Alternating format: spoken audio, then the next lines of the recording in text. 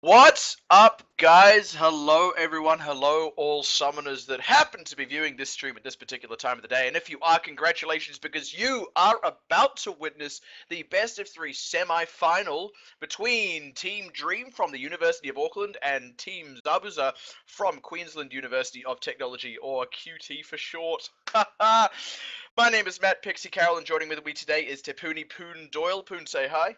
Hello everybody, good morning, or afternoon if you're, or midday, who knows, but a good day Who indeed. really knows, really? But this is going to be one crackerjack of a matchup. We've got two of the best teams in Australia and New Zealand playing it out for their spot in the live finals at Riot Studios in Sydney, Australia. For those of you who are tuning in for the first time ever, this is, of course, the University Championship across Oceania. Any university has been allowed to enter a team, and the regions were all split up and played one another in a series of group stages. And here we are at the semi-finals, all the way here. These teams have really slugged it out to get here and have certainly proven their worth. But moving on from that, let's get right into these picks and bans. What do you think so far, Poon? Yeah, definitely a lot of bands looking towards their mid lane, Yeah, and definitely. obviously trying to ban out Survive Alone here. Yasuo Twisted Fate being banned, obviously against him. I mean, top lane Yasuo is still a potential, but most likely towards the mid lane. Also gives a kind of glimpse into what they might be trying to focus in this game. Obviously, might be playing towards the mid lane and trying to focus on the mid lane matchup, because Tam Jiang, as we saw in the Vladimir game yesterday, carried very hard on that champion. So we'll see what he can do again today to try help carry his team. You know, And looking coupled at with those Liberty. bands, looking at the bands, you can just see how different the champion pools are for these mid laners. I mean, Yasuo, Twisted Fate, LeBlanc. I don't think I've seen Tam Jong play any of those. Tam Jong, on the other hand, the big Victor being banned out against him, that doesn't actually look too targeted. It just looks more like a general ban. But Tam Jong really loves things like the Orianna, which is been left wide open. Does enjoy his Diana at times as well. The Alistair going out against Bark though is definitely a smart call. He really does like that champion. Likes being able to keep Liberty about as safe as can possibly be. Of course, Liberty is a very safe player in that bottom lane. But yeah, really targeted against Survive Alone, while Tam Jong's pool has been left pretty much untouched. So that could leave this mid lane matchup quite one-sided. Yeah, University of Auckland, obviously doing their research and knowing what they're going to focus. I mean, hovering this Nidalee already, 021, extremely prominent Nidalee player, played it quite a bit yesterday and went crazy on that champion. So hopefully he can try to recreate the same success on that champion and kind of counter jungle Salicybe here and try punish him for playing something that might be a less aggressive jungler, such as Gragas, Rek'Sai. Confident picks right there. Salicybe and Riven to Dream. Locking in the Nara and Thresh really quickly. That Thresh will of course be going over to Miseria, and Riven to Dream will be most likely running that Nara unless they have something really funky in mind. But yeah, I was about to say, we all know what's going to happen. IU is just going to pick up his Aurelia, and he loves that matchup so much, and he is such a confident Aurelia player. So in a way, so far, Zabuza have kind of picked right into Dream's hands.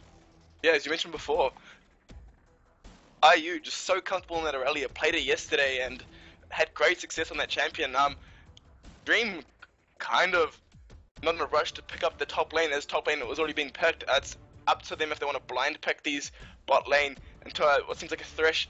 Kind of a hard matchup for Vayne, but Liberty will go for that champion, and very good Vayne play yesterday, as we saw. Yeah, he even struggled a little bit in the laning phase there. He burnt Flash, I think, for the first time in like 4 games or something. But I really like the Janna pickup, though. That really does wonders for keeping Vayne safe. Even if Thresh does get a nice hook, a well-timed tornado can actually negate all of the extra advantage in lane that Thresh can get from good hooks. It prevents the all-in often, and it just sort of wards off that extra bit of poke. That being said, I really think the Tristana pickup would be very smart. Survive Alone hovering over that one. That would, of course, go over to Binoculars. I think agree with you. Yeah, sorry to cut you off, man. No, that's alright. That would be the right pickup, I think, against this lane. That being said, yeah, Liberty is a fantastic Vayne player, and really it would just be the battle of the late game ADs.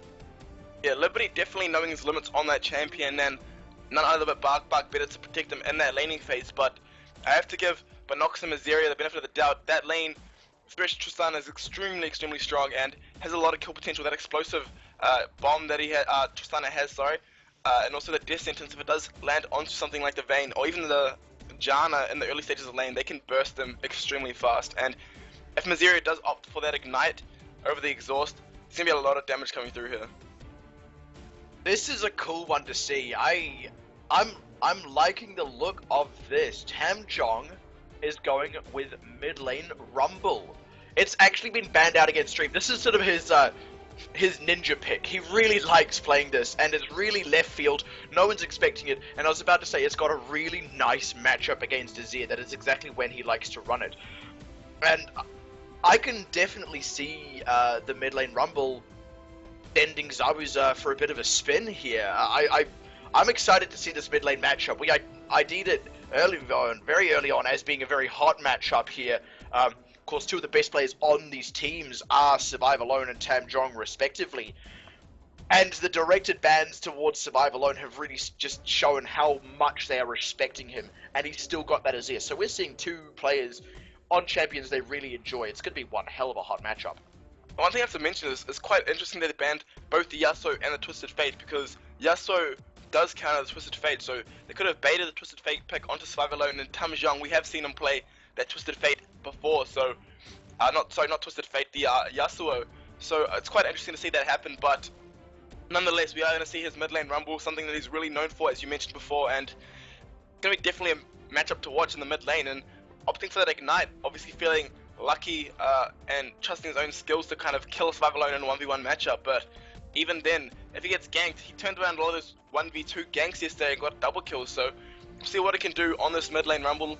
He's kind of a magician in terms of finding kills against long-ranged mid laners, but yeah, definitely going to be a hot matchup, and we'll see if 021 can kind of counter jungle Silo Sub here onto that Gragas and try to steal away his buffs, because that's something that Nidalee is known for, you know, kind of counter jungling and applying a lot of early pressure onto the lanes. Yeah, I actually wanted to talk about that because, of course, Nidalee does like to invade, and 021 really likes to invade on Nidalee. But picking up things like the Azir and the Gnar actually make it quite dangerous for 021 to go wandering into that jungle, because Gragas is someone who just takes a little bit of time to get taken down, plus the body slam can basically delay an otherwise inevitable death, give Riven to Dream and Survive Alone a chance to react and move in towards the jungle, or potentially Miseria and Binoculars if it's the bottom side of the jungle, of course. But I feel like this is on the side of Zabuza is a really strong team for collapsing in on an invade and reacting to those sorts of moves. So Dream might not be able to get away with anything too sneaky this game. We might actually see 021 play a slightly safer jungle and really just look for lanes, look to react to Silo Sib's moves.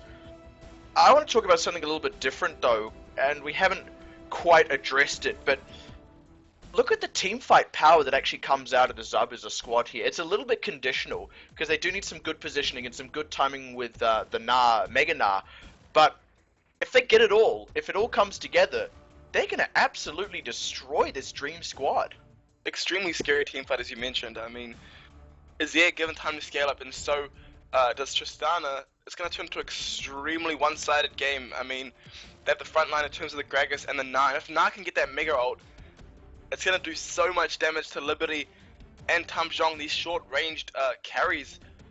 Both the Vayne and the Rumble having to get really close to start doing damage, so it'll be really important for the side of Dream to kind of go for skirmish as opposed to full-fledged 5v5 fights, because Vayne, Rumble, and Nidalee, even Aurelia, all strive in those close quarters, you know, jungle areas, you know, miss number matchups to try get leads, because if they fight 5v5s around Dragon, for example, they do have the tools such as a Rumble ult to kind of zone them off, or if you get, you know, a well-placed one can do so much damage and wreck a team. But in majority of the scenarios,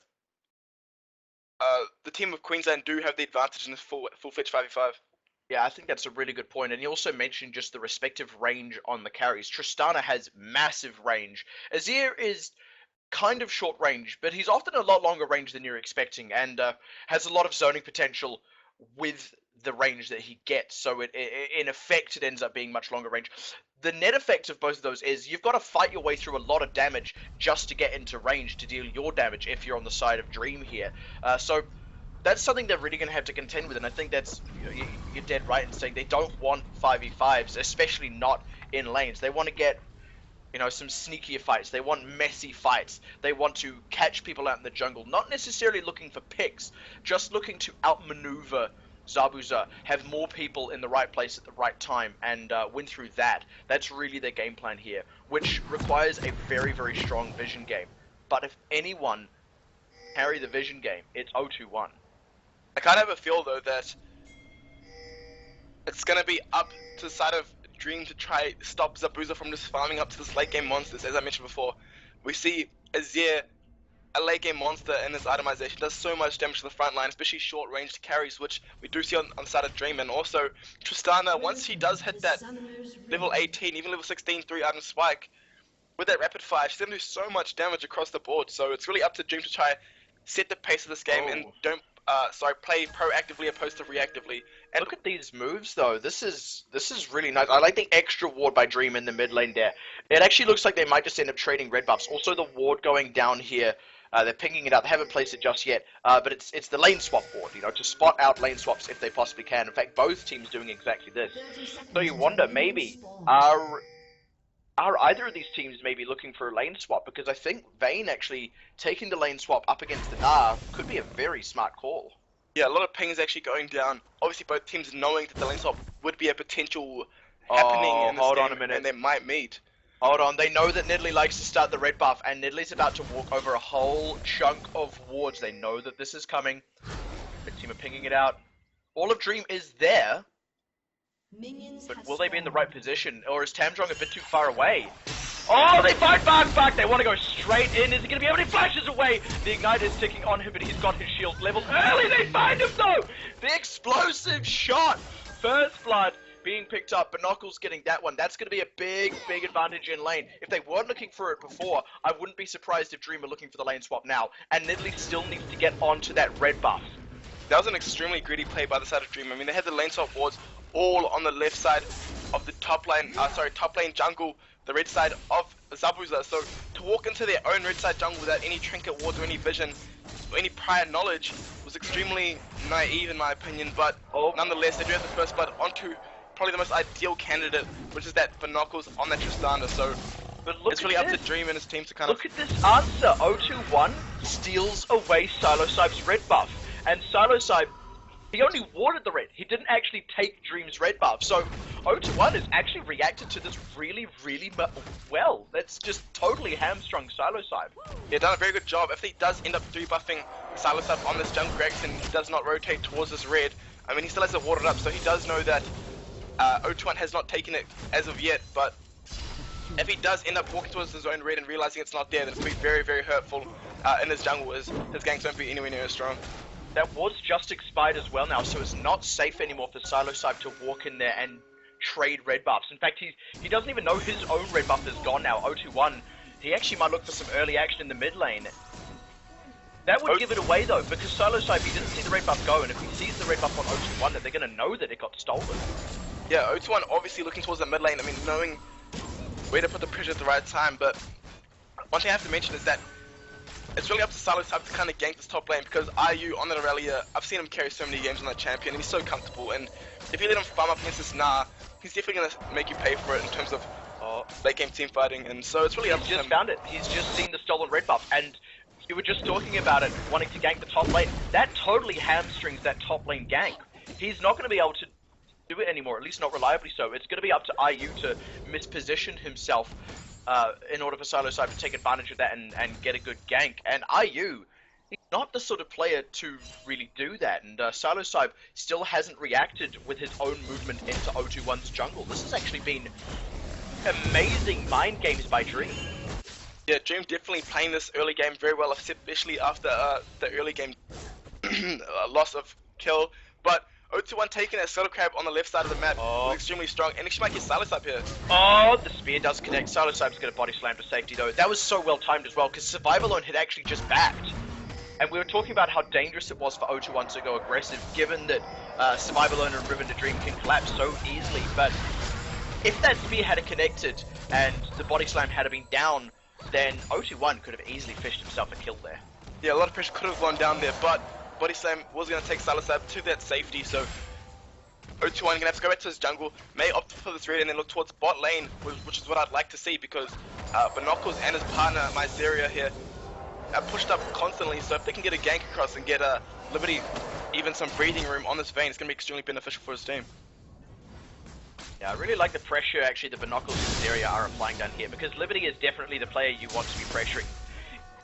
What he will tend to do on this Vayne, if he falls behind early, is he'll take his time and farm up, you know, in a solo lane. He kind of does a bit of a double lift thing, and that means the rest of Dream will always be fighting 4v5 at best, and that's something that a team like Zabuza could very well take advantage of. So I like the way that they're pressuring Liberty here. If they can really get a CS lead, then Liberty might end up hamstringing his entire team. Wow, Survival and taking a chunk. Tam Jong doesn't have many items, but he's already really dishing it out. Yeah, Tam Jong gonna opt for that first item, Abyssal Scepter most likely, sorry. And actually O21 and Salosab may meet each other up in the river here. O21 actually in a bush recalling, but does see Salosab, so he may go for this kill right here. Survival can't collapse. If a collapse comes, it's going to be Tam Jong and Salosab. Oh, the spear connects. Tam Jong doesn't find the first, he finds the second one. Salosab forced to body slam forward. Nice use of the barrel, zoning out O21 and Tam Jong. They want to chase. Another spear connects. It's just the single Azir Soldier puts a little bit of damage down onto O21. Another Q connects. More onto it. Flash over the wall for the Gragas. Oh, O21 follows him over. Flash and leap. That's a really nice kill